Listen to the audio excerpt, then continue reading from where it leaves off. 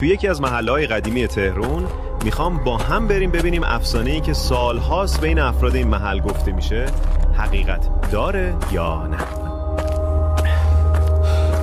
این خونه اینجور که اهالی محل میگن سالهاست خالیه. ظاهراً همه چی مربوط به این آب انبار قدیمی.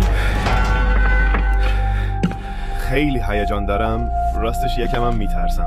اینجا خیلی ترسناکه، خیلی هم بد میاد. این صدای چیه؟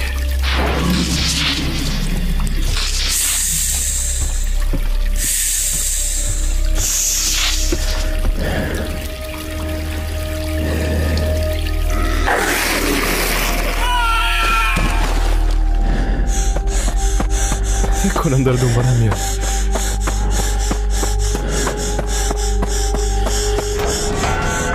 باورم نمیشه.